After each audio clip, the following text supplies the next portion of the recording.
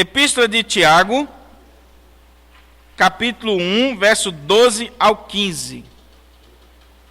Tiago 1, 12 ao 15. Um texto polêmico e com certeza no final nós teremos aqui muitas perguntas. E Raimunda está pronta para responder. Passou o dia hoje todinho estudando esse texto, né, Raimunda?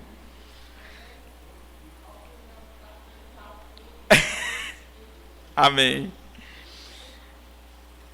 Tiago 1, 12 ao 15. Diz assim: Bem-aventurado o homem que suporta com perseverança a provação, porque depois de ter sido aprovado, receberá a coroa da vida, a qual o Senhor prometeu aos que o amam.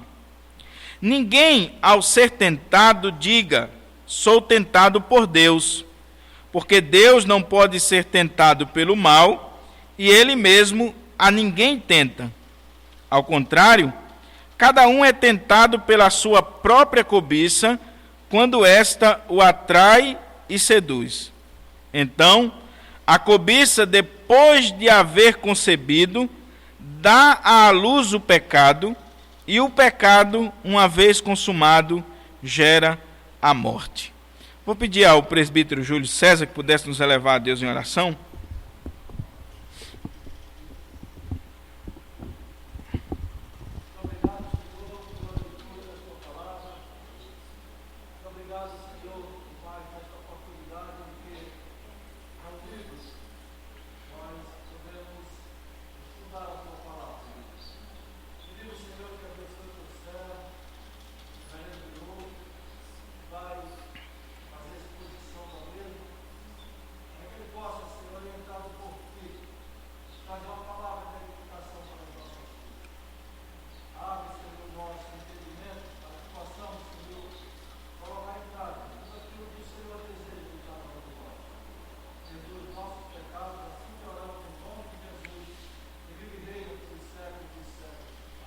Amém, amém. Meus irmãos, o tema que nós colocamos, baseado nesse texto, Tiago 1, do 12 ao 15, foi provações versus tentações. Esse é o tema que eu, pelo menos, identifico nesse texto, tá certo?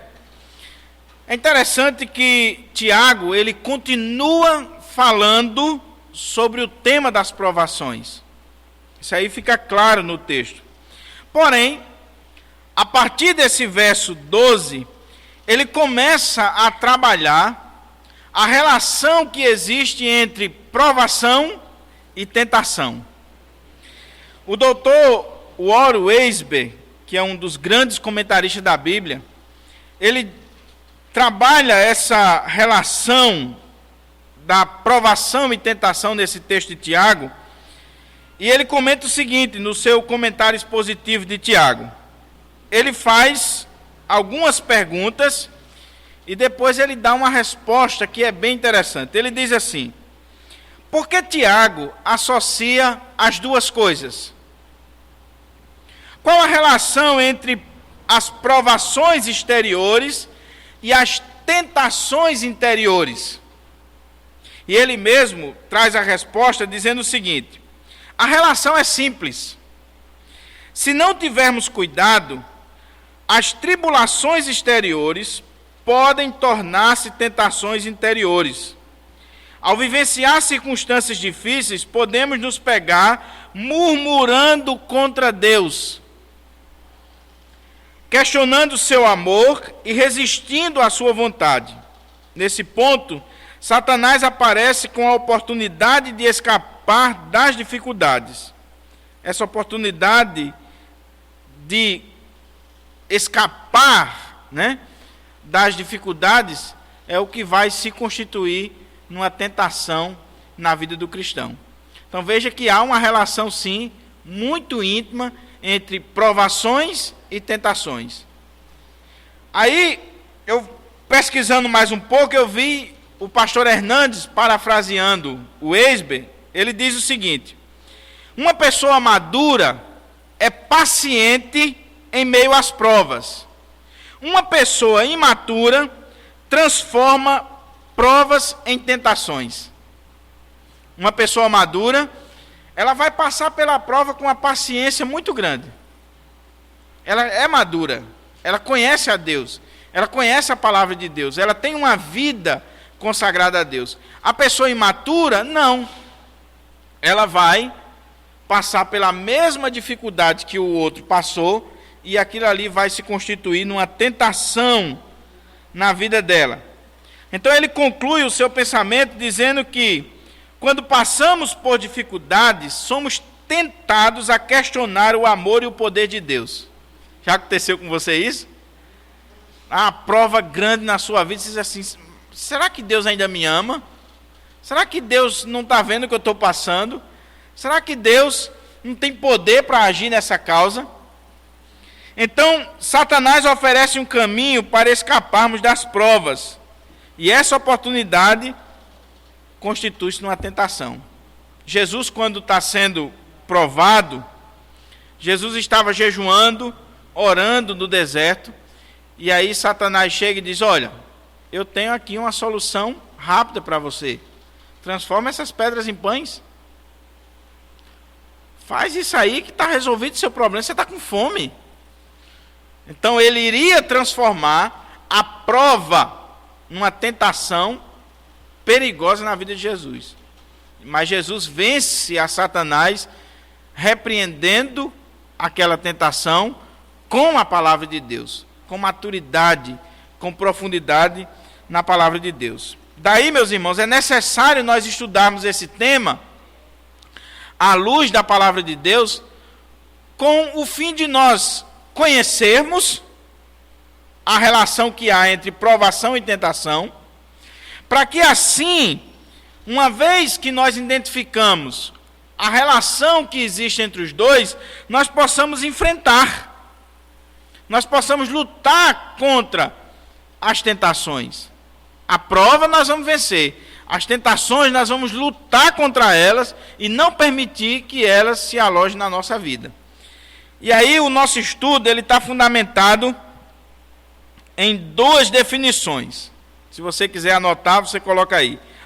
Provações, o que são?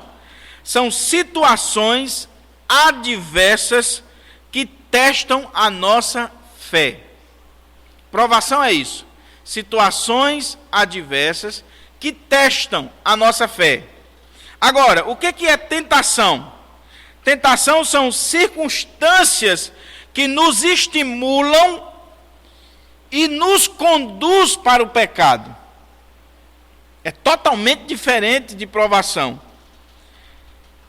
Provação são situações adversas que testam a nossa fé. Tentação, circunstâncias que nos estimulam e nos conduz para o pecado. Olha aí para o texto e vamos considerar duas coisas. O nosso estudo hoje tem apenas 2 pontos, porque o segundo ponto é bem polêmico e com certeza teremos aqui muitas perguntas no final do estudo. Em primeiro lugar, eu vejo aqui nesse texto que as provas são o vestibular ou os testes de Deus. Esse é o primeiro ponto. As provas são o vestibular ou os testes de Deus. Olha o que é que diz aí o verso 12. Bem-aventurado o homem que suporta com perseverança a provação, porque depois de ter sido aprovado, receberá a coroa da vida, a qual o Senhor prometeu aos que o amam. Então, a primeira coisa aqui que nós vamos aprender é que as provas são o vestibular de Deus, ou os testes de Deus para a nossa vida. Tiago, mais uma vez, ele chama a nossa atenção aqui nesse versículo para o tema da alegria no contexto das provas. Prestou atenção aí que ele começa dizendo assim, bem-aventurado? Bem-aventurado é a palavra utilizada aqui para dizer feliz, ou muito feliz, ou super feliz.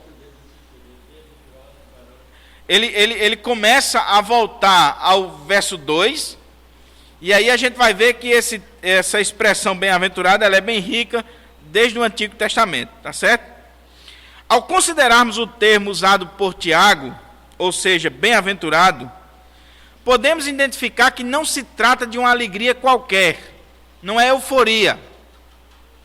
Toda vez que Tiago falar aqui, bem-aventurado, não entenda isso aqui, meus irmãos, como uma alegria humana, como euforia, como uma alegria que pode ser produzida pelo homem. Não é isso que esse termo traz para nós. O doutor Augusto Nicodemos, trabalhando esse texto de Tiago, ele destaca o seguinte: a expressão bem-aventurado o homem é tipicamente hebraica e designa no Antigo Testamento aquela pessoa, homem ou mulher, que é feliz, como a NVI traduziu, por estar em aliança com Deus. É muito importante, irmãos, sacarmos isso aqui. Bem-aventurado, no contexto bíblico teológico, sobretudo veterotestamentário, é aquela pessoa que está em aliança com Deus. Não é uma alegria humana, é uma alegria na presença de Deus. É uma alegria que é fruto dessa aliança com Deus. E aí o doutor Augusto Nicodemos continua dizendo assim: ele é bem-aventurado porque Deus o disciplina, conforme Jó 5, 17, Salmo 94, verso 12. Ele é bem-aventurado porque recebe a bênção da prosperidade da parte do Senhor, por meditar e andar em seus caminhos. Salmo 1, verso 1. O capítulo 1 de Tiago, versículo 25. Olha o que é que diz aí na sua Bíblia. Tiago 1, 25. Mas aquele que considera atentamente na lei perfeita, lei da liberdade, e nela persevera, não sendo ouvinte negligente, mas operoso praticante, esse será bem-aventurado no que realizar. Não é uma alegria qualquer. É uma alegria que acontece como fruto de um relacionamento com Deus, da disciplina, da meditação na Escritura. E em Tiago, a bem-aventurança é prometida ao homem que suporta a provação. O que é que ele está dizendo no início do verso aí? Bem-aventurado, ou feliz, ou muito feliz, o homem que suporta com perseverança a provação. Agora, evidentemente, Tiago se refere a suportar a provação, não de qualquer maneira. Ele diz que ele suporta a provação com perseverança. É muito importante, irmãos, ver isso aqui, porque a maneira como nós enfrentamos as provações, nós já vimos aqui, vai demonstrar ou provar se a nossa fé é verdadeira ou não. A gente vem vendo isso aqui desde o início. Então, só é bem-aventurado aquele que enfrenta a provação com alegria e aquele que persevera, que suporta. A maneira como nós enfrentamos é fundamental, porque se o cristão reage às provações, às tribulações, como os descrentes, ou seja, com amargura, ira, ódio, ressentimento, rancor e outros sentimentos, ele não é bem-aventurado. Se você que é crente, você que é cristão, que conhece a Deus, você na hora da dificuldade, você enfrenta a dificuldade da mesma forma que o ímpio enfrenta, murmurando, reclamando de Deus, duvidando de Deus, você não pode ser tido como uma pessoa bem-aventurada. Tiago está falando aqui de alguém que suporta a provação com perseverança. Esse sim é bem-aventurado. Não é aquele que passa pela prova murmurando e não dando glória a Deus. Será que tem crente que murmura, irmão? Tem. O povo de Israel murmurou no deserto. O povo de Israel atravessou todo o deserto, Deus fazendo milagres, fazendo maravilhas, e o povo murmurando. Então Tiago está dizendo que é bem-aventurado, não é aquele pura e simplesmente que passa pela prova, mas é aquele que enfrenta as provas com perseverança. Agora é importante a gente olhar aqui o fundamento dessa alegria. Essa alegria que é plena, essa alegria que está na vida do cristão, que mesmo em meio às dificuldades, às intempéries, às lutas da vida, ele não se desespera. Qual é o fundamento disso aqui? É que após o processo de provação, meus irmãos, ele sabe que ele vai ser aprovado e que a sua fé está sendo testada e vai revelar que a sua fé é verdadeira. Olha o que Tiago está dizendo aí. Ele diz assim: bem-aventurado o homem que suporta com perseverança a provação, porque depois de ter sido aprovado, a palavra aprovado aí é a mesma que aparece lá no verso 2, quando fala de testar a fé, e que era usada no contexto do ouro, quando se colocava o ouro no fogo para testar se era puro, se era verdadeiro. É a mesma palavra. Então ele diz: olha, depois de ter sido aprovado, receberá o quê? A coroa da vida, a qual o Senhor prometeu aos que o amam. Então qual é o fundamento da alegria do cristão? É uma alegria pura e simplesmente porque o pastor disse: não, irmão, se alegre na hora da prova, na hora da dificuldade. Será que é uma alegria assim, meio que esquizofrênica, né? Uma alegria fruto de manipulação psicológica? Não. O cristão é bem-aventurado na hora da prova, na hora da dificuldade, ele pode ser feliz, porque ele sabe que aquele processo todo vai culminar em um presente para a sua vida. O que é? Ele diz aí: ele receberá a coroa da vida. É muito interessante a gente ver aqui essa expressão coroa da vida. Ali acolá ela aparece na Bíblia, sobretudo no livro de Apocalipse. A palavra aqui que é utilizada por Tiago, coroa da vida, Stephanie vai ficar toda alegre porque é exatamente Stefanos, ou Stefanos, que era aquela espécie de grinalda, né? de coroa de flores que se colocava nos atletas. Ele está pegando essa imagem e trazendo para a vida do crente. Assim, olha, assim como o atleta, ele após a corrida, aquele que vence, aquele que chega no final, aquele que ultrapassa a marca, ele recebe uma coroa de louros, né? Como um troféu de vencedor. O crente que suporta com perseverança a provação, ele vai receber também uma coroa, que aí ele qualifica a coroa. Ele diz assim: é a coroa da vida. Esse da vida qualifica a coroa. A coroa que o crente vai receber é a vida em Cristo Jesus, a vida eterna.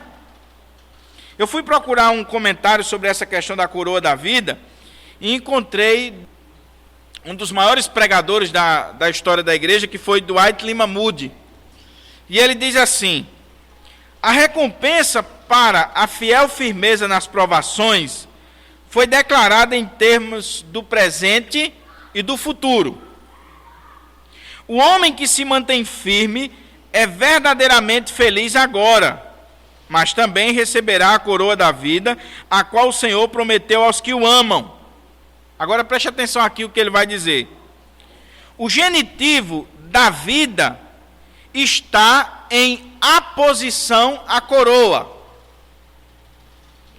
A coroa consiste em vida, um dom para todos aqueles que amam a Deus. E aí ele cita um teólogo chamado Trask, ou Task, não sei, que comenta dizendo o seguinte: que embora nem a nossa fé, nem o nosso amor ganhe para nós a vida eterna, é entretanto um axioma bíblico que Deus tem abundantes bênçãos reservadas para aqueles que o amam, que guardam os seus mandamentos e o servem fielmente a qualquer custo. Diz assim: olha, embora aquilo que eu faço não conquista para mim a salvação, mesmo assim, Deus tem bênção e recompensa para aqueles que o amam. Essa doutrina da recompensa, meus irmãos, é um pouco polêmica. Como eu disse, esse texto é polêmico, porque alguns dizem que no céu não haverá mais essa diferença, né, de recompensa. Mas o texto está dizendo aqui que tem sim. Aqueles que suportam com perseverança as provações, eles serão recompensados pelo Senhor. Eles terão a vida. Eles terão a bênção de viver eternamente. E aí eu quero concluir esse primeiro ponto para a gente ver o seguinte, dizendo para os irmãos que essa coroa da vida não é nada mais, nada menos do que nós estarmos em plena harmonia e sintonia com a vida que Deus nos dá em seu Filho Jesus. Aqueles que irão passar pela aprovação são aqueles que serão de fato salvos e que gozarão por toda a eternidade a presença de Deus. É isso que o texto está trazendo para nós. Então, primeira coisa é essa: as provas, irmãos, são vestibular de Deus, ou os testes de Deus para nós. E nós devemos enfrentar, nós devemos crer que somos bem-aventurados, devemos saber que tem uma recompensa. Por isso que a gente se alegra. Não é uma alegria solta, não é uma alegria subjetiva, é uma alegria que tem fundamento.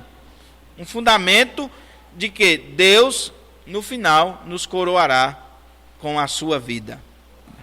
Segundo ponto, que é o mais polêmico desse texto, eu fiquei preocupado quando eu comecei a avaliar, começa aí no verso 13. Olha o que diz aí o verso 13. Ninguém, ao ser tentado, diga, sou tentado por Deus. Porque Deus não pode ser tentado pelo mal, e Ele mesmo a ninguém tenta. Ao contrário, cada um é tentado pela sua própria cobiça, quando esta o atrai e seduz. Então, a cobiça, depois de haver concebido, dá à luz o pecado, e o pecado, uma vez consumado, gera a morte. Então, o segundo ponto é a tentação é uma isca de Satanás. Nós vamos ver por que eu coloquei aqui o nome isca.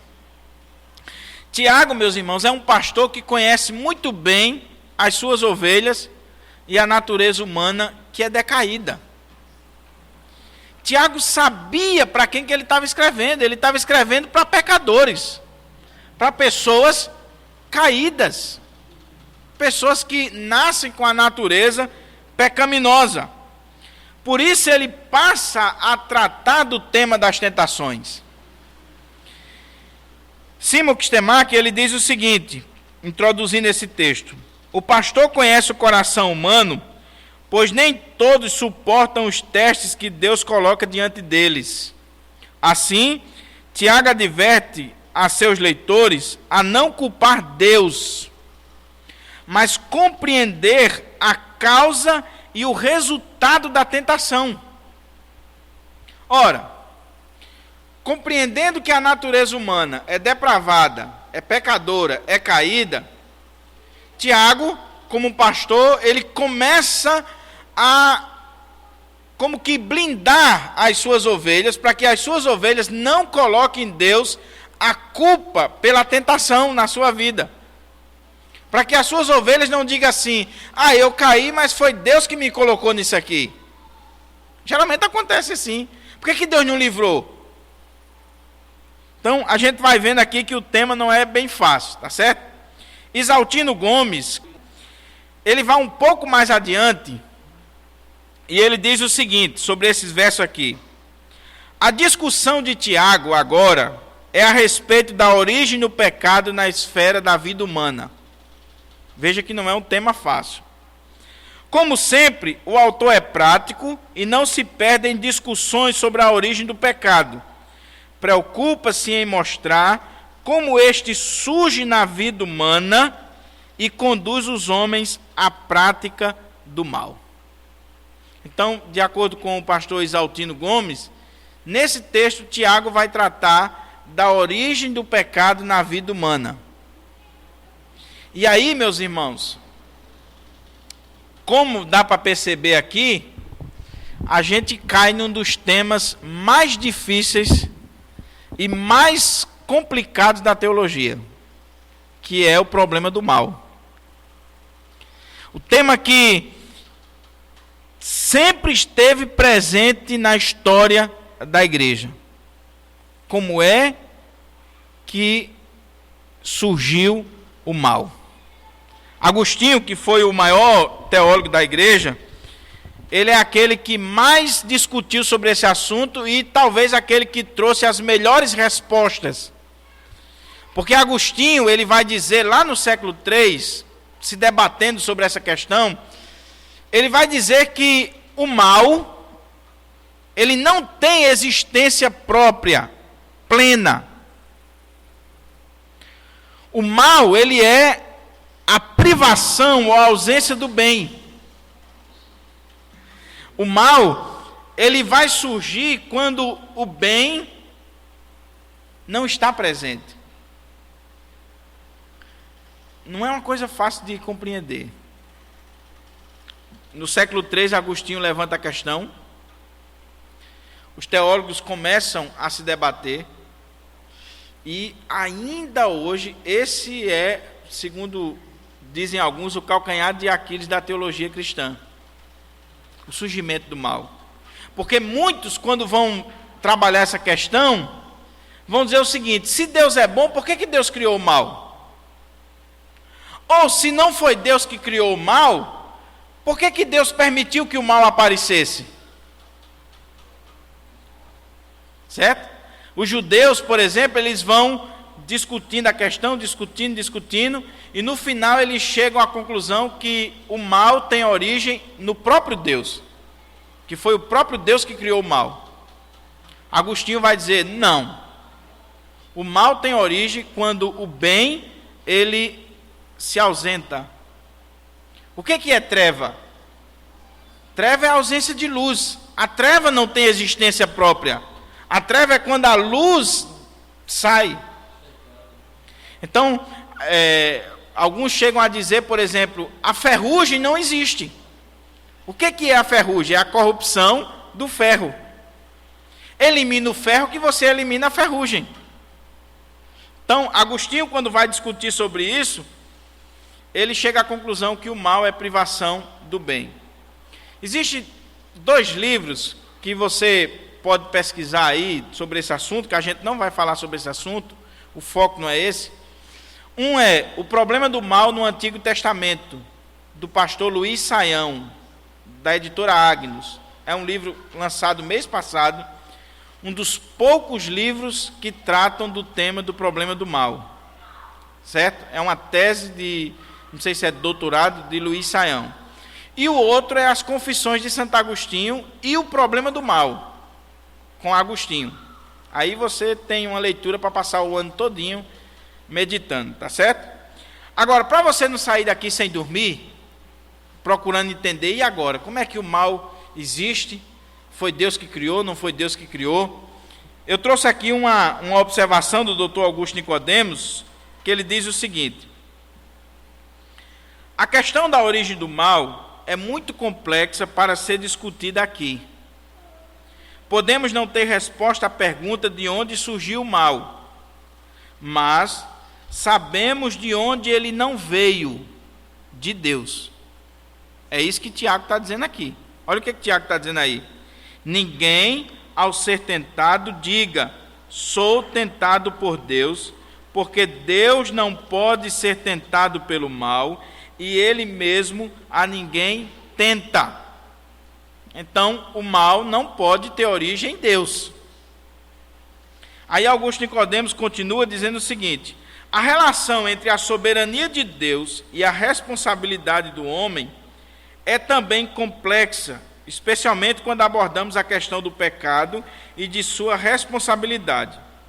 O que podemos afirmar é que Deus, mesmo tendo decretado tudo o que existe e ordenado todos os eventos deste mundo, o fez de tal maneira a manter o homem responsável por seus atos, de forma a não ser Deus o responsável pelo mal.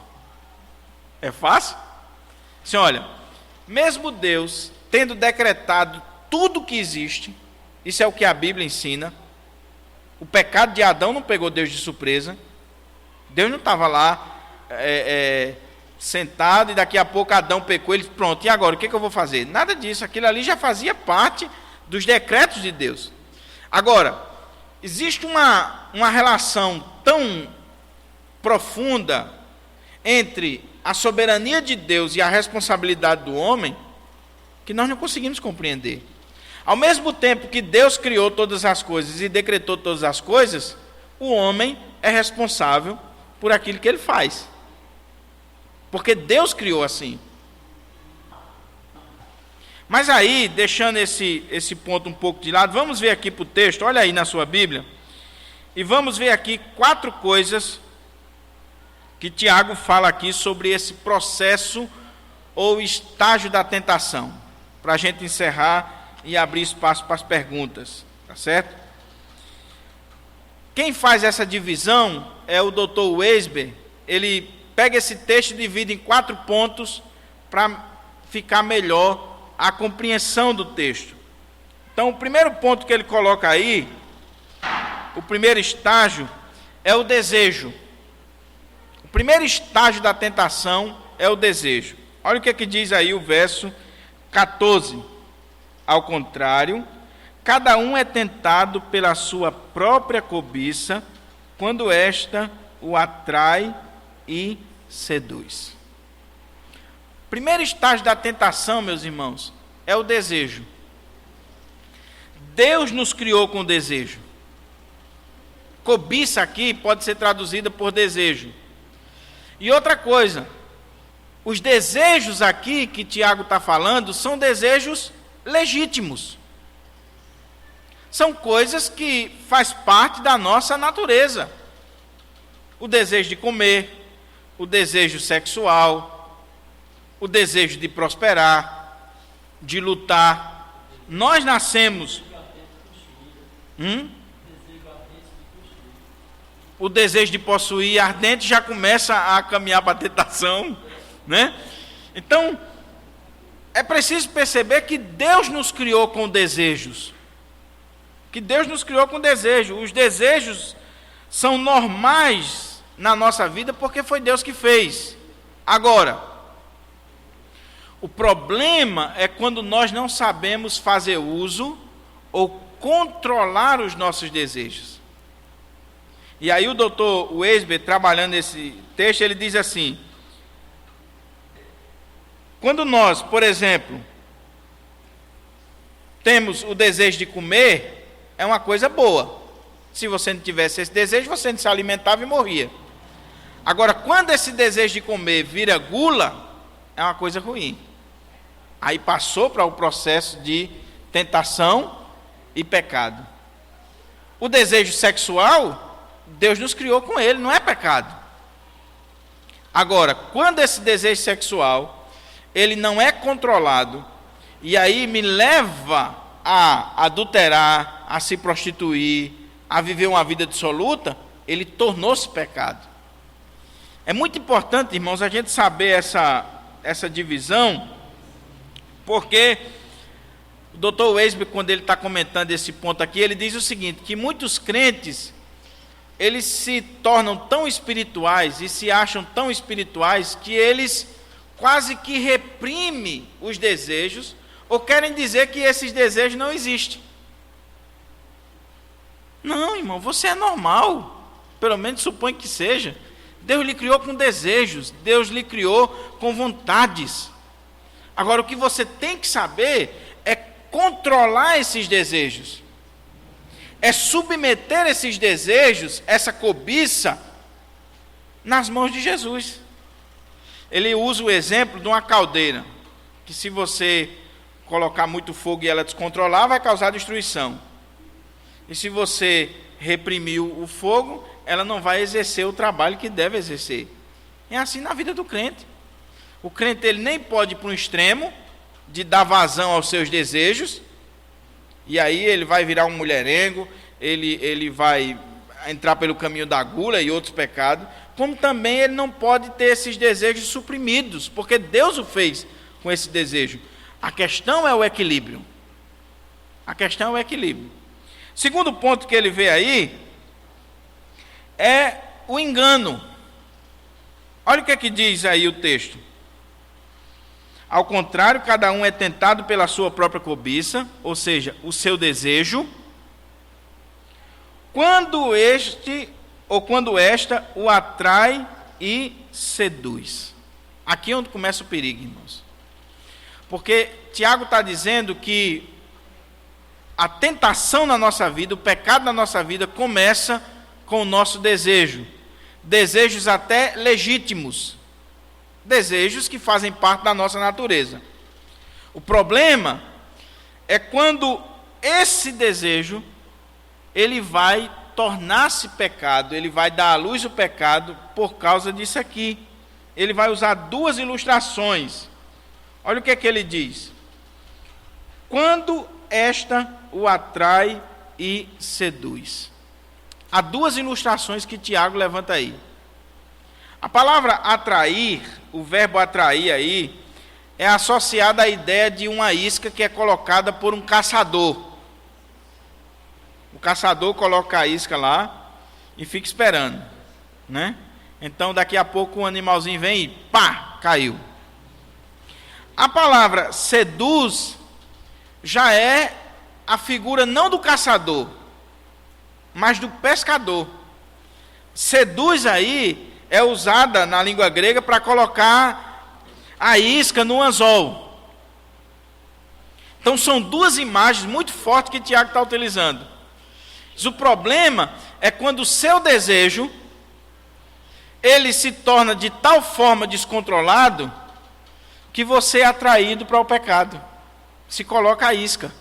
Seja nessa figura do caçador, que coloca lá a isca, ou seja, do pescador, que coloca a iscazinha no anzol e fica lá balançando na frente do peixe, e o peixe está olhando e acha que é uma coisa boa, acha que vai dar certo, que vai matar a fome, e quando ele dá a bocada, ele é preso no anzol.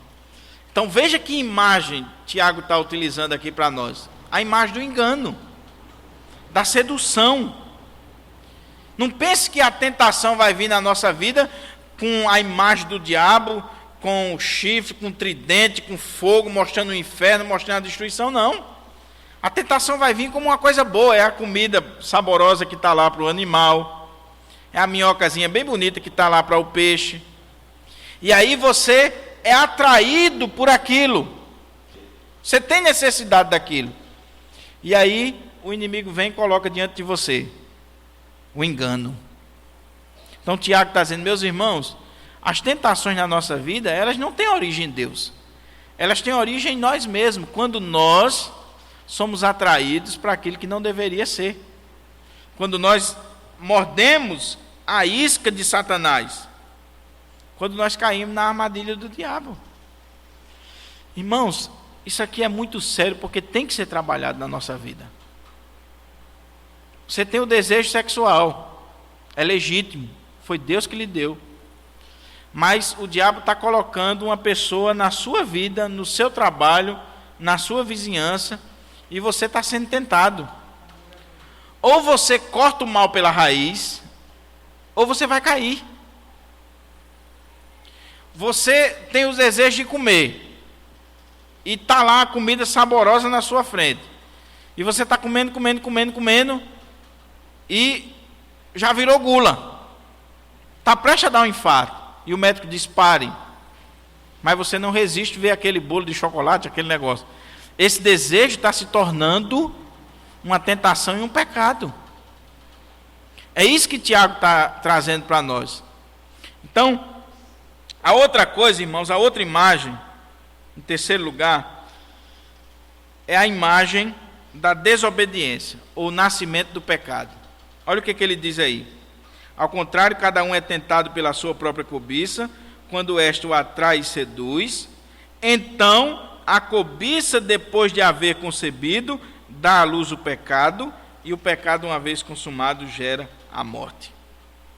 A cena é muito forte, porque Tiago sai de uma cena de caça e pesca, né? De um caçador que coloca lá a armadilha para o animal, de um pescador que coloca a minhoquinha lá no anzol e dá para o peixe, e agora ele vem para a figura de uma mulher que está dando à luz um bebê chamado pecado, um bebê chamado pecado, que quando ele vai crescendo, ele vai causar destruição e vai gerar a morte, que é o quarto ponto. Então, olha o que diz aí, versículo 15. Então a cobiça, depois de haver concebido, dá à luz o pecado, e o pecado, uma vez consumado, gera a morte. O resultado desse processo, desejo, o desejo que vai ser atraído para o erro, vai dar à luz o pecado, e a consequência é a morte. Então, veja que imagem forte ele está dizendo. Ele está dizendo, irmãos, a coisa começa lenta. Começa com um simples desejo. Depois esse desejo vai crescendo, se torna uma tentação. Você caiu na tentação, você desobedece a Deus, você dá à luz o pecado. Pecado é desobediência. E o resultado é a morte. O processo é o seguinte: quando nós não temos cuidado, nós vamos cair na armadilha do diabo e de lá a gente não sai mais. É o que aconteceu com Davi. Davi estava lá no palácio. Daqui a pouco ele olha, vê lá uma mulher tomando banho. Surgiu o desejo. Ele estava sozinho, estava descansando, surgiu o desejo. Aí ele vai e dá vazão ao seu desejo, dá o segundo passo. Cai na tentação, dá à luz o pecado, desobedece. E isso gerou morte, gerou destruição na sua família. Agora o que é interessante você perceber é que a tentação ela nunca vai vir com essa criança para lhe mostrar. Essa criança pecado, essa criança que gera morte. Nunca vai vir. Se Ló soubesse de como era Sodoma e Gomorra, Ló tinha ido para lá? Ló foi para lá porque ele viu todas as campinas do Jordão, aquela coisa bonita, verde, festa. Ele foi. Quando ele chegou lá, tinha morte. Se Davi soubesse que aquela relação sexual geraria morte, morreu a criança, morreu o marido da mulher, geraria escândalo porque o rei ficou desmoralizado. E a Bíblia diz que a espada nunca mais se apartaria da casa dele, irmão. Se ele soubesse disso, ele tinha dado vazão ao desejo, ele tinha segurado. Ele tinha se reprimido. Então assim deve ser com cada um de nós. Concluindo, eu fiz aqui um gráficozinho para a gente concluir com os 2 pontos. Primeiro, as provações. A provação tem sua fonte em Deus. Segundo, o propósito da provação é provar a nossa fé. Terceiro, o resultado da provação é a coroa da vida, a maturidade, a bem-aventurança. Em quarto, quem vence as provações? Aqueles que suportam com perseverança e amam a Deus. Isso é a provação. Agora a tentação, a fonte da tentação. Ela tanto pode ser exterior, e aí ela vem do diabo. É quando o diabo coloca a tentação diante de nós. Como ela pode ser interior, as inclinações da nossa carne. É quando a carne vai nos levando para aquilo que é errado. O propósito da tentação é dar à luz o pecado. A tentação em si não é pecado. O pecado torna-se quando você dá vazão à tentação, quando você permite que aquela tentação lhe domine. E o resultado é a morte. E eu queria terminar com um pensamento, uma ilustração, que alguns atribuem a Martinho Lutero. Lutero, quando falava sobre esse assunto, ele dizia o seguinte: você não pode impedir que as aves, os passarinhos, voem sobre a sua cabeça. Ele usava essa figura para tentação. Você não pode impedir. Mas você pode impedir que essas aves façam um ninho na sua cabeça. Dá para os irmãos entenderem? Você não pode impedir que a tentação venha. Quem é que nunca foi tentado? Ou você não é desse planeta, ou você não é desse mundo. Igual diz que um crente saiu da igreja, desses crentes bem pentecostal, meio dia em ponta, a camisa aqui, o suor descendo e tal. Aí passou numa esquina, tinha uma mulher sozinha no ponto do ônibus. Aí ele disse: vou pregar para aquela mulher. E chegou lá com a Bíblia desse tamanho, todo suado, e disse assim: olha, eu não sou desse mundo. A mulher correu. Pronto. O cara não é desse mundo? Então, se você é desse mundo, você é tentado. É esse passarinho que vem na mente em determinados momentos. Agora, se você é crente, servo de Deus, você não vai permitir que esses passarinhos, essas tentações que vêm na sua mente, façam um ninho, se concretizem, porque você sabe o resultado. Então, você está sendo tentado lá no seu trabalho, meu irmão, é melhor que você perca o trabalho do que você cair, porque a destruição é grande. É melhor que você corte o mal pela raiz. Você está sendo tentado a agir de forma ilegal, tome as providências logo, clame a Deus para você não cair, porque as consequências são grandes. Não existe crime perfeito. Não existe. Sobretudo quando é na vida do servo de Deus. Deus não vai deixar. Deus não vai permitir que você engane, até o dia que a paciência de Deus acabe e Deus diz, é agora. É agora. Então, provação e tentação. A prova vem de Deus. É Deus quem prova a nossa fé. É Deus quem está nos fortalecendo, nos trazendo a maturidade. É Deus quem está nos tornando bem-aventurados. A tentação, ela pode vir do diabo. O diabo jogou a tentação para você, jogou o laço. Ela pode vir das inclinações da sua própria carne, dos seus desejos, que são legítimos, naturais, normais, mas que se você não tiver controle, você pode fazer com que esse desejo se torne pecado. Nós temos 20 minutos, falei pouco hoje, não foi? 20 minutos e o espaço está aberto para as perguntas. Um de cada vez.